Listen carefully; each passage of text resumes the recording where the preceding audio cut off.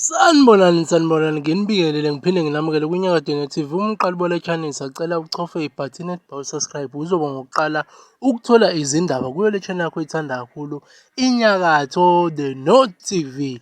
Bafowethu nginiphathele izindaba ezishube kakhulu. Bafowethu ngasazi ukuthi abantu bebesemabhida ngathini amaphathi amaningi ama-political party amaningi ngoba sazi ukuthi wonke ama-political party adumile la e-South Africa. Singaqala sibale ini, i-ANC, i-IFP kanye ne-EFF.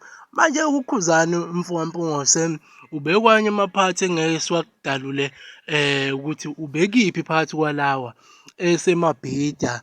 Manje-ke le nsizwa yathola ukuklinyeka kanjena-ke ngoba niyibona lapha esithombeni ibambekile insizwa, bebeyijabulela insizwa ukuthi hawu Nkosi yami nangikhuba wethu, nangikhuba wethu.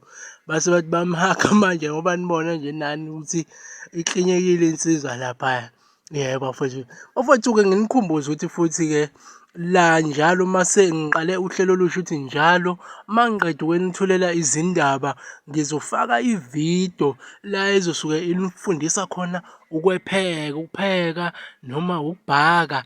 Nami ngibonile ukuthi abantu abaningi bathanda ukuthi bebhake ukuthi abanalo ulwazi lokubhaka.